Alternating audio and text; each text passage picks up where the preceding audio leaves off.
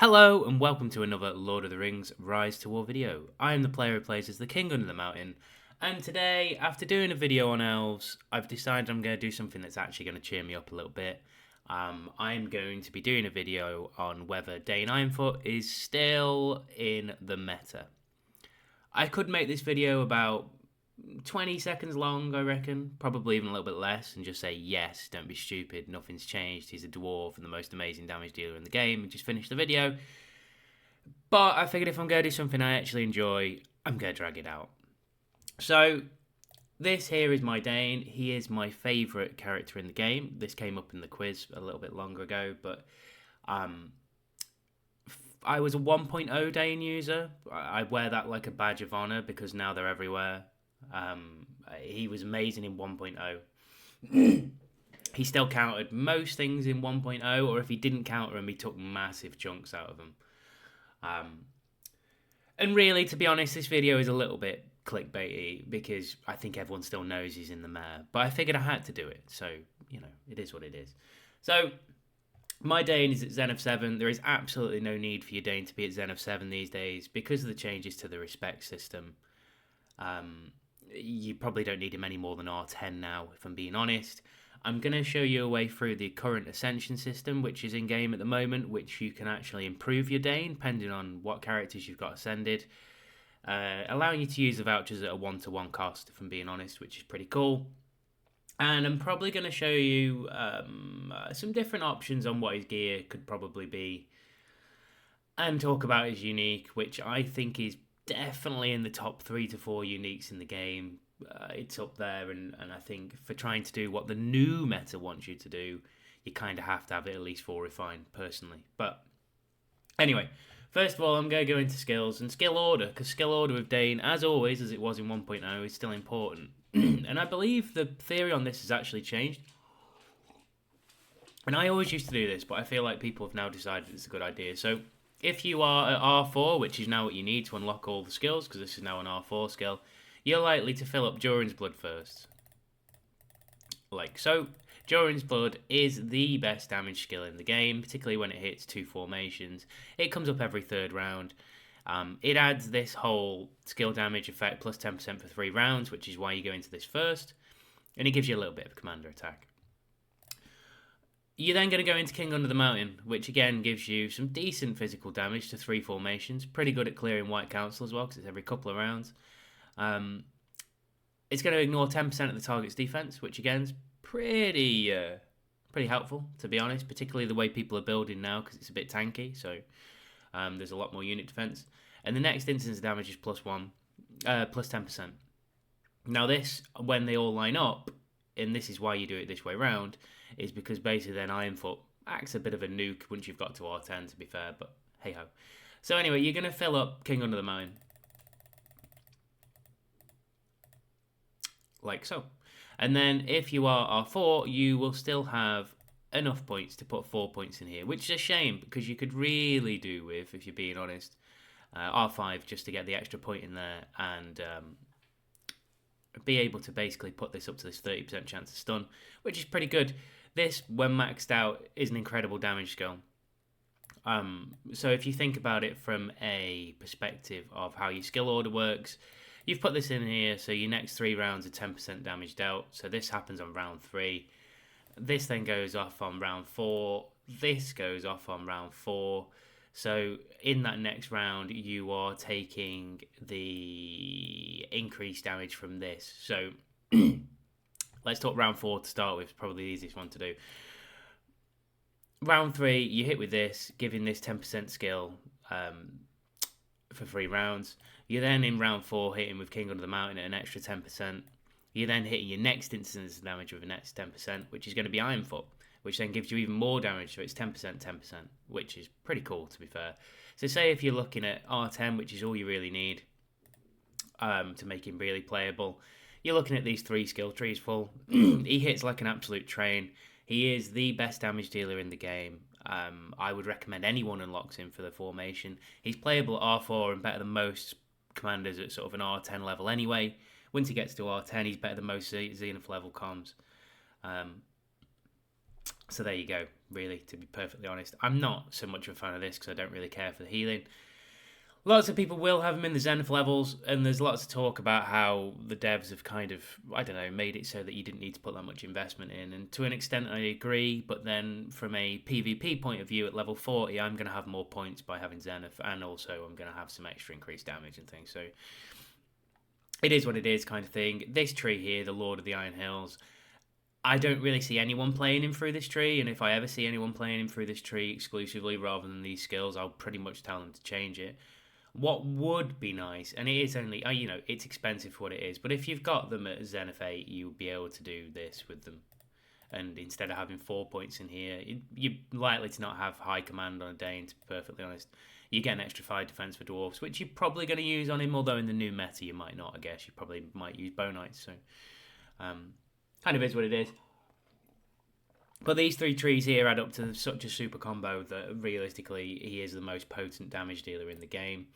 I'm kind of going to go into the relic now while I'm here. I may as well. It adds 0.5% and stacks to your damage stat basically. It's really impressive. So this is 15% extra damage having it max refine. It's pretty crazy and pretty nuts how that works because you can get that up. You can get that up pretty quickly because the likelihood is you're going to hit people who are hitting you early with lots of damage. One of the things that I will say to the new meta formation is it kind of counters this a little bit. And it doesn't really matter because that formation still beats quite a lot of stuff. But if you're deflecting hits away from him by using a Gill and then using Bone Knights on him, this doesn't stack as fast, so your chances of having it stacked by the time your first Jorin Blood goes off is into its maximum isn't very likely, which I don't like because I've always been about Dane just does pure damage. It's a very simple method.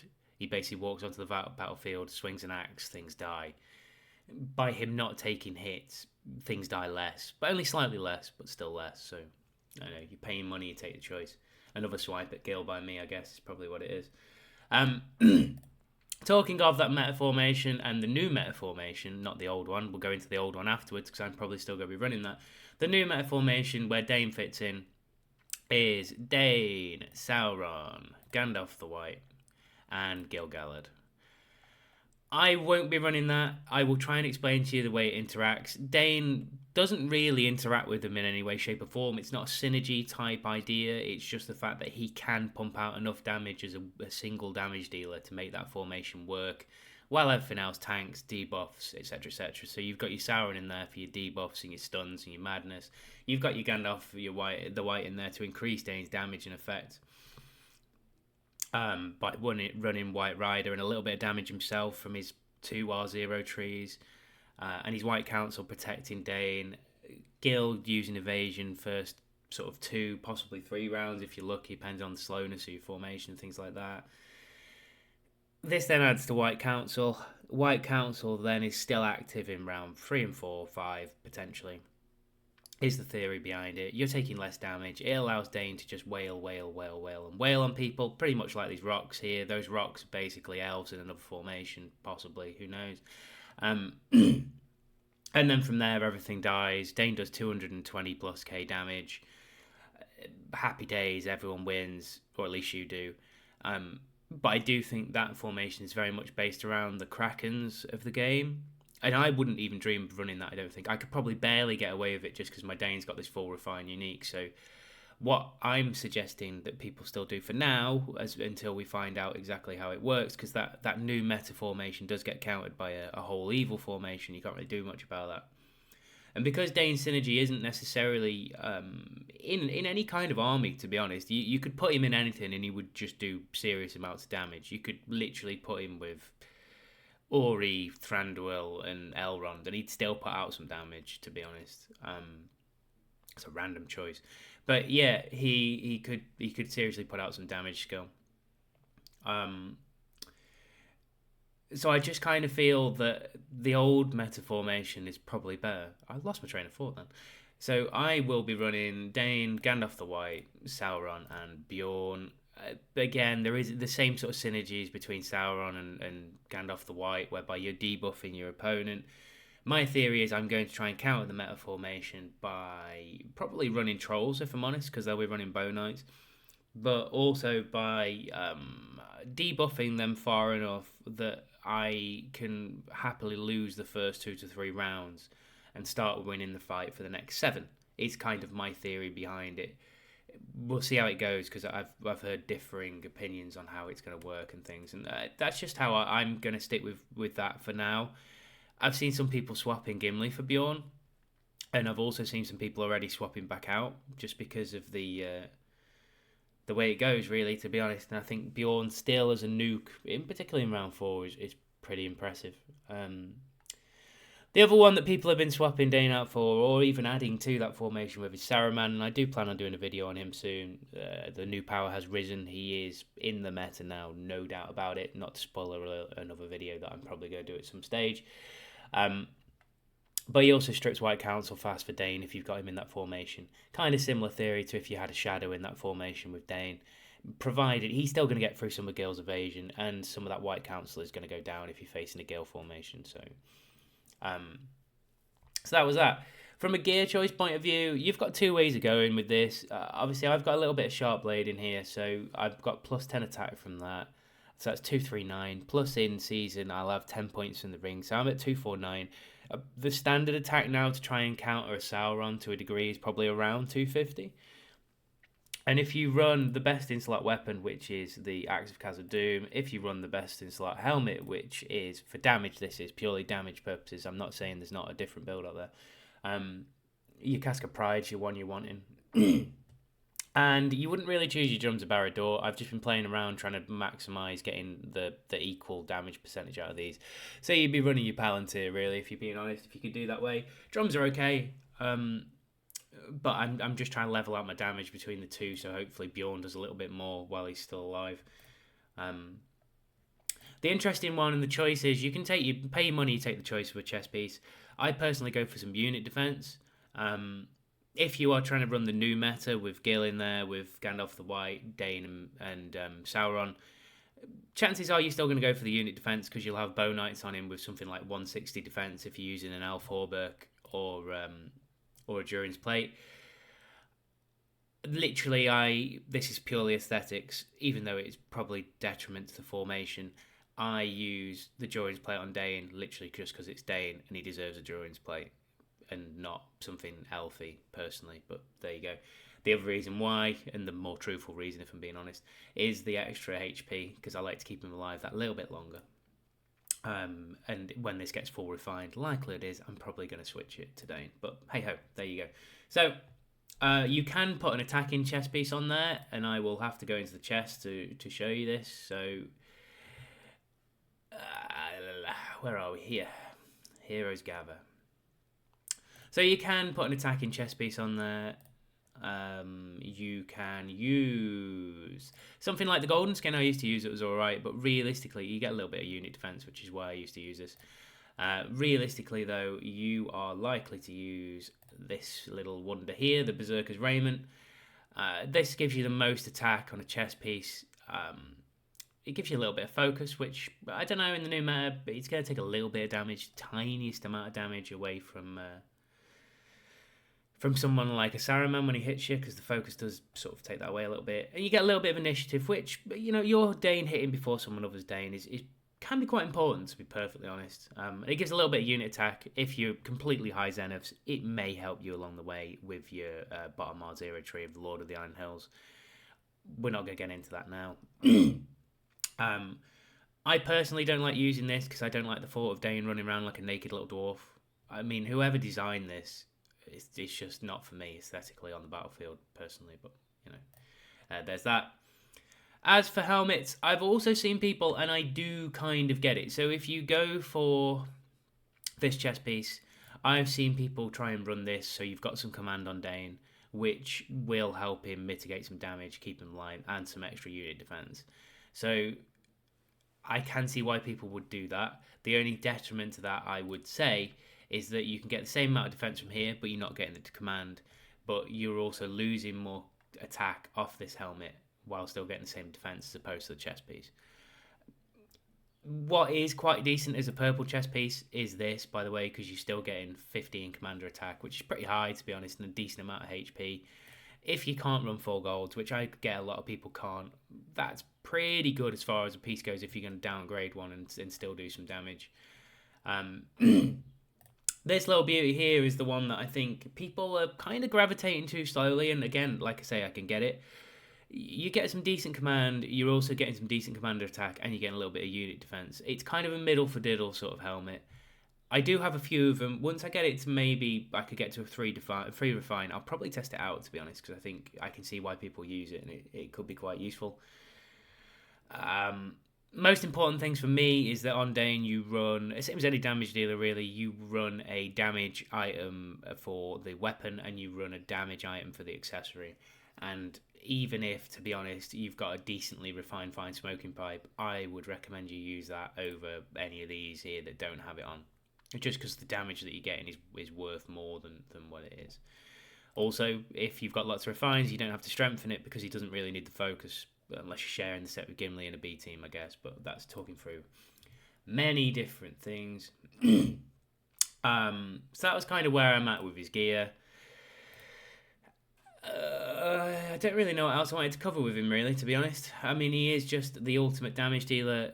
He is still top of the S tier for me. With you don't see a formation without him, to be perfectly honest, and rightfully so. Man's a dwarf, like little stout dwarf lord who's incredible. So what I was going to say is you can now maximize him. So say if you have, in the current Ascension system, not used your Ascension tickets yet, because I know some people have been keen little bunnies and done them already. But if you haven't done that with the current vouchers, which are... Where are you? These little bad boys here, you can maximize your Dane in a way that will help you massively. And it helps if you've got an Ascended Barlin. It helps if you've got an Ascended Dwalin. Nearly went through the whole set then. And it helps if you've got an Ascended Gimli. I don't actually know if it helps if you've got an Ascended Ori, but anyway, those three in particular, really helpful. So if we press on Gimli, for example, because my Gimli is Ascended, I need to press this one here because I pressed the wrong voucher. So you press on, let's do that again because I feel like I've just fluffed that. You press on these vouchers here, which are these Ascension vouchers, right? And you get your Gimli. And you can literally put 40 of the most random items in here. So I can use my 40 Gandalf the Y items. And you can stick 100 of the most random items in here. Which, like this, for example. I'm not actually going to do this, by the way, because I don't need them. And I do need those. But you can actually upgrade 2 people in the same thing. But I'm going to do another video on that later. So you now have these 40 coins are available to add to Dane. That's 12,000 respect. That's a couple of levels at least. Into what you're doing, so while still not killing off your second favourite dwarf in Gimli. So personally, I think that's a fantastic thing that you can currently be doing with these vouchers. Same goes for Dwalin, wherever he may be. There you go, and you can also help upgrade your Gimli if you want to, which is pretty cool as well, to be fair. So Dwalin's actually probably the best one to do because you don't have to stick 100 vouchers back into him. You're literally just getting 10 in there and then getting your 40 Dane coins back, which, let's be honest, pretty good, to be fair. So from these at the moment, say if you had all 3 Ascended, you could get 120 Dane items, which is 36,000 respect, I think. Could be wrong, could be right. I think it's 36,000 respect for Dane, which is a lot of respect for Dane, which is something I have a lot of. But basically, it was just a way of trying to maximize your Dane if you want to do it. I do recommend you do it. R10, lovely sweet spot for him. You don't have to push him too much higher. He'll still hit like a tank. Like I say, the unique's incredible. Great commander. Put him in any formation. He will do the work. And with that, I'm probably done with this video, to be perfectly honest. Like I say, it's kind of... He is my favourite commander. I felt he at least deserved a little bit more than 2 seconds of me saying, don't be stupid. Of course, he's still fantastic. So there you go. So I look forward to running him in the new season. I don't think I've ever run him with this high attack until now. I have changed. Oh, set effects, of course. Haven't touched on any set effects. I quite like Might. If I had Might, I would run Might because it's consistent and flat damage. With the way the meta has shifted to Gil-galad, probably wouldn't run Warcry on him anymore because I think you're wasting a lot of that kind of damage in the first 3 rounds. Perseverance, I now think, is actually better than it was before because you are going to be hitting in the later rounds harder because you're not hitting in the first 3. So I think Perseverance is an okay set. Sharp Blade's also decent. And then if you want to go down the route of your protection sets, I would probably be looking at, he says, I'll just go into these. I can't do it from this screen. I forgot about that. If I'm going into protection sets, I would probably go for protection, I would think. It's probably one of them. I've started to quite like this set, Power Overwhelming. Partly because there is now a lot more Stun and Madness, but you're looking down the routes of your Fortitude, your evasive action, because you're likely, if you're not running Guild, to take some damage in the first few rounds. Quite like Divide and Conquer on him as well, because you can keep him alive a bit longer. And if you are going to use Dwarves, Fortitude of Dwarves is always good, partly because that's then a flat mitigation, not just off physical damage, it's off everything. These Fortitudes of a race are a little bit better than Fortitude itself. And that's kind of everything I wanted to talk about today. Never use Upkeep. So if in doubt, always follow your nose.